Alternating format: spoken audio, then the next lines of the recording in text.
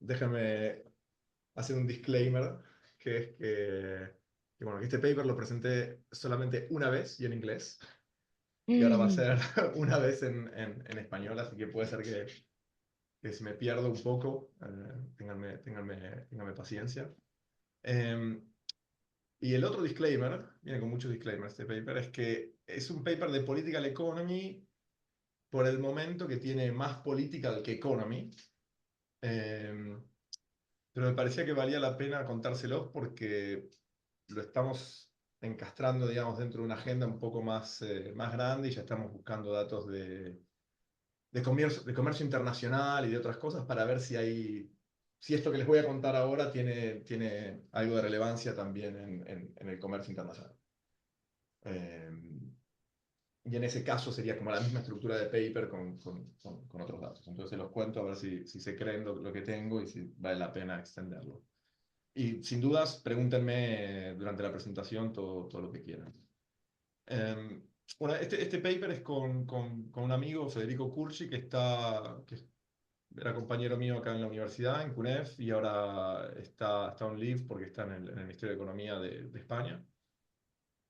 Y bueno, el contexto en el que estamos pensando, que es para enfocar esta agenda de investigación que estamos tratando de ver,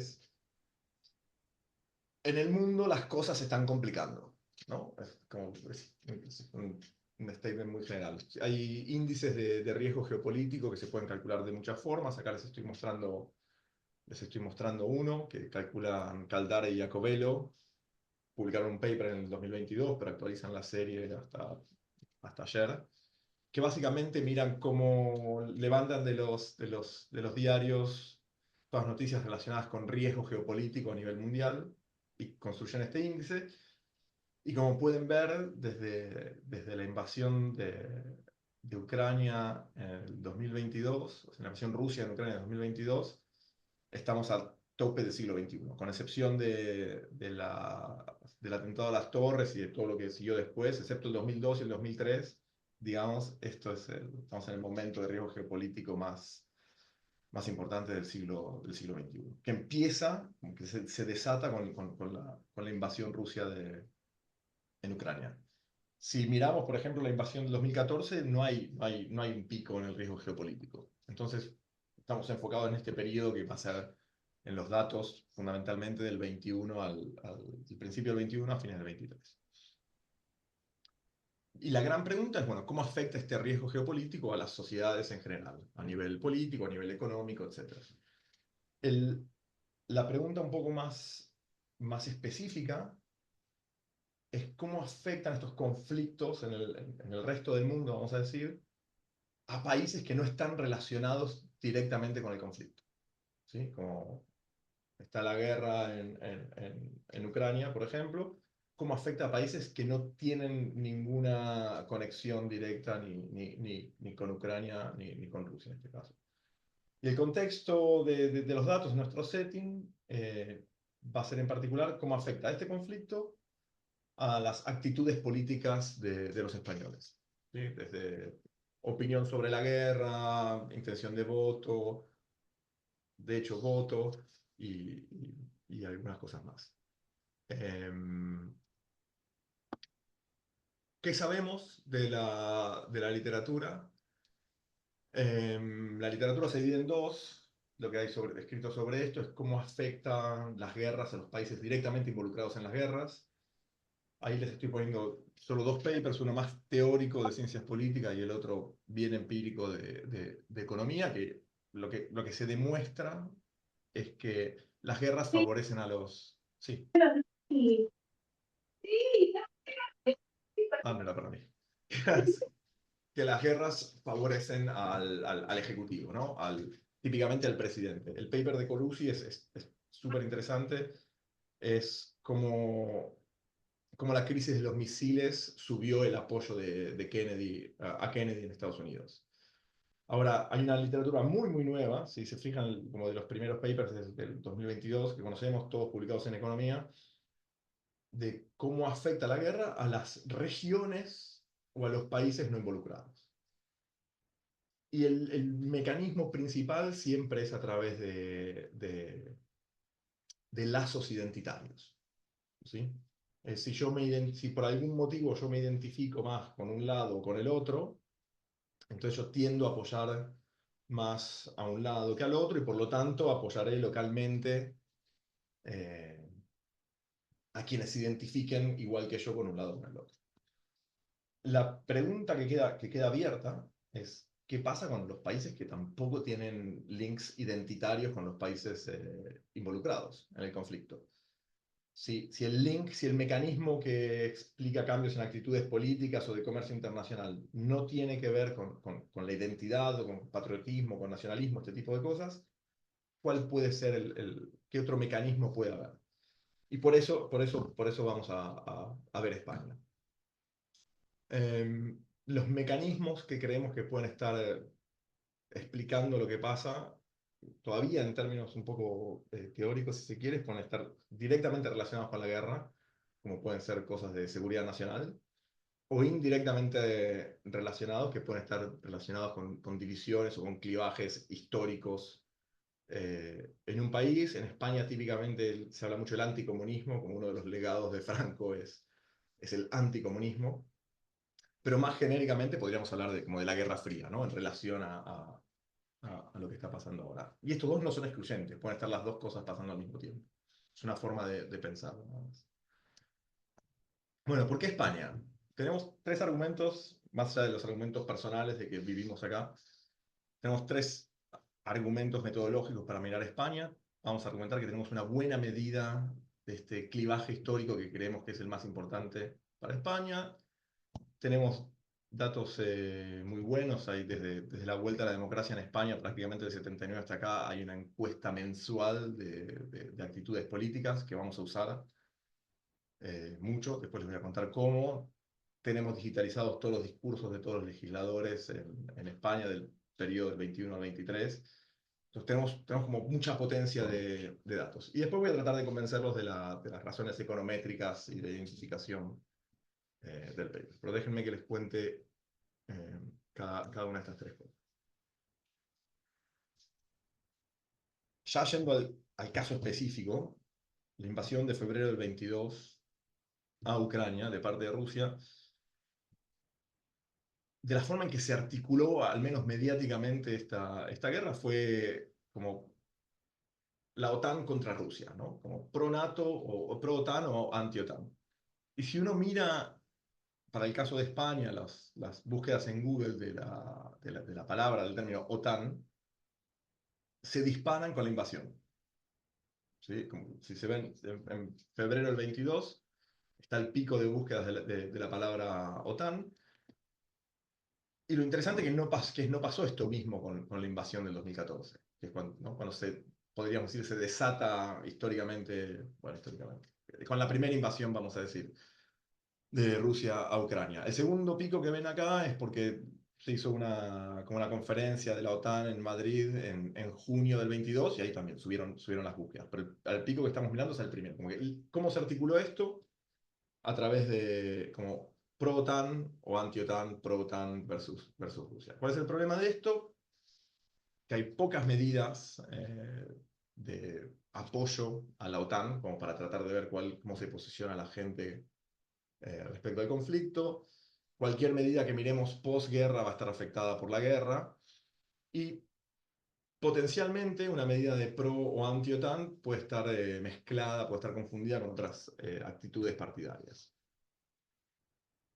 ¿Qué es lo bueno que nos da el caso español para medir esto? Bueno, en el 82 España entra parcialmente a la OTAN con Alianza Popular, es el partido que lo hace entrar, que es como el antecesor del Partido Popular, del PP, que es centro-derecha. Y en el 86, Felipe González, socialista, centro-izquierda, hace un referéndum para ratificar o rectificar el acuerdo de la OTAN. Y el 86 es el año en que España finalmente entra 100% a la OTAN. Lo interesante de esto es que Alianza Popular, o sea, la entrada a la OTAN es era algo que estaba en la agenda de la centro-derecha. Los que apoyaban entrar a la OTAN era el centro-derecha y derecha en España. El Partido Socialista y el Partido Comunista se oponían. Felipe L. González en el 82 gana las elecciones, en el 86 hace el referéndum, y en el referéndum el Partido Socialista hace campaña a favor del ingreso a la OTAN, el predecesor del PP, Alianza Popular, hace campaña a favor de la abstención y el Partido Comunista contra. Entonces, lo que vamos a argumentar, y después les voy a mostrar datos que verifican esto, es que realmente la medida de apoyo a la entrada de España a la OTAN es bastante ortogonal a medidas partidarias. O sea que no está confundida con medidas partidarias. El hecho de que, que esto haya estado siempre en la agenda de del centro derecha y el que termina ratificando el acuerdo es el socialismo, hace que las medidas de esa OTAN estén como limpias de medidas partidarias. Una forma, les avanzo de cómo vamos a medir eso, es porque en las encuestas tenemos autoposicionamiento ideológico de los individuos. Entonces, vamos a poder ver que para un individuo, independientemente de la posición ideológica, eh, el referéndum está capturando apoyo a la OTAN. Esta medida la tenemos a nivel municipal del 86, medida en el 86, y la vamos a usar para los datos del 2021 al 2023. ¿Qué más? ¿Qué es lo que querríamos hacer idealmente? Bueno, partimos de la base que el determinante lo que determina el posicionamiento de los individuos respecto a la guerra es su apoyo a la OTAN. Lo que querríamos ver es, antes y después de la invasión, cómo responden diferencialmente a la invasión los individuos que eran más pro-OTAN o anti-OTAN. No tenemos ni un panel, ni una medida antes y después, entonces simplemente lo que hacemos es miramos cómo a un individuo que vivía en una municipalidad pro-OTAN comparado a un individuo que vive en una municipalidad anti-OTAN antes y después de la invasión. ¿Okay? Es un clásico diffing with. Acá me quiero explicar bien porque a veces incluso yo mismo me confundo. No estamos mirando el efecto de la invasión en actitudes políticas, sino que estamos mirando el efecto de la invasión en actitudes políticas determinadas o condicionadas por el apoyo a la OTAN. ¿Okay? Entonces, en ese sentido es que tenemos el diffing with. Un problema que tenemos es que no todas las medidas de interés están preguntadas antes y después de la invasión. Por ejemplo, ¿qué opinas de la guerra? No se preguntó antes de la guerra. Entonces, la segunda estrategia económica que vamos a hacer, que vamos a usar, es para esas medidas, que solo tenemos medidas después de la guerra, vamos a mirar heterogeneidad de las respuestas, dependiendo de si vivís o no en una municipalidad más pro-OTAN o anti-OTAN. Ok. Ese es el diff in diff. Básicamente vamos a tener efectos fijos de municipalidad, time trends, y voy a mostrarles que hay parallel trends. Tenemos controles individuales sociodemográficos, los que, bueno, les voy a mostrar algunos que están acá, como edad, estado civil, educación, estado laboral. Tenemos adicionalmente qué votaron en el pasado, controles de autoidentificación ideológica. Es una buena batería de controles. Lo que les mostré ahí son los principales. Bueno, y... Okay, ¿cómo estoy? Ok. Hacemos un montón de cosas en el paper. El paper tiene 70 páginas. Esperamos poder usar estas 70 páginas también cuando empecemos a ver outcomes económicos. Pero voy a pasar directamente al resultado principal. Les cuento un poco las cosas que hacemos, es para... Mostramos que la guerra, que la invasión fue un evento, un hecho saliente en los periódicos en España, entonces vemos que la gente se enteró que había un conflicto en Ucrania y hubo medidas de apoyo a la OTAN que se hicieron básicamente fines de los 90 hasta el 2013 y vemos cómo están correlacionadas con el apoyo a la OTAN en el referéndum del 86. O sea que la medida que tenemos realmente es buena, aún condicional y controlando por todos los factores ideológicos. ¿Cuál es el resultado principal del paper? Es que la intención de voto al Partido Popular sube, y sube mucho. Entonces, acá les estoy mostrando como esta encuesta mensual desde un año antes de la invasión hasta un año y medio después. Lo que ven es que podríamos argumentar que hay como parallel trends pre-invasión. Después de la invasión no hay un efecto inmediato. Para que se den una idea, acá es 10%, 20%, y esta línea es del 40%. No hay un efecto inmediato, pero se ve que se pasa a ser positivo, creciente, e incluso cuando miramos un año y medio después, sigue habiendo un efecto sobre la intención de voto al PP. ¿Okay? Ahora les voy a contar un poco mejor este resultado.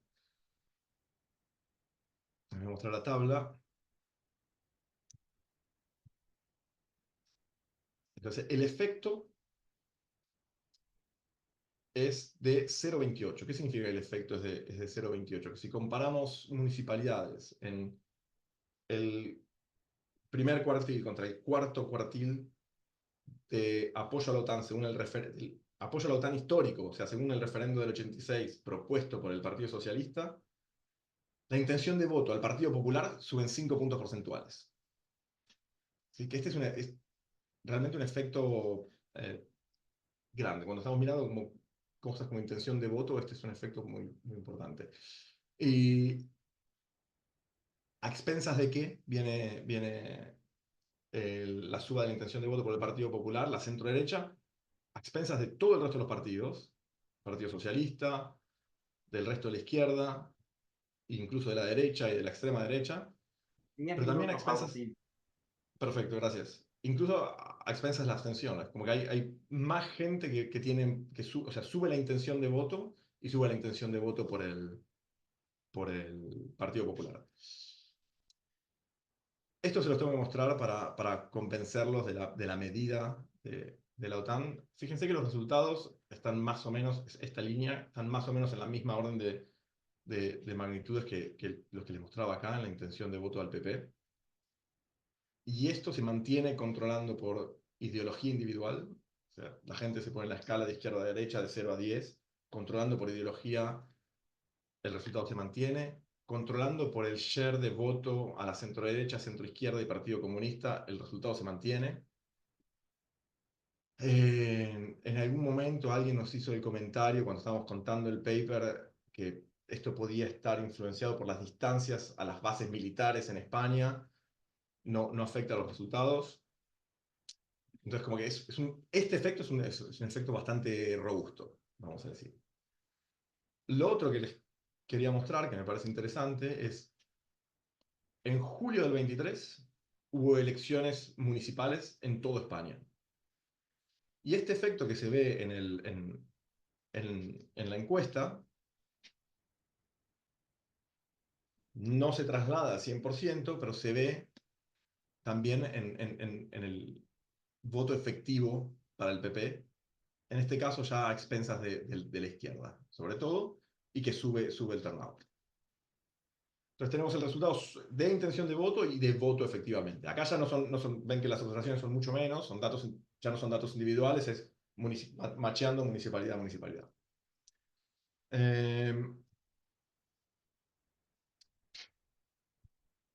Esto ya se los conté.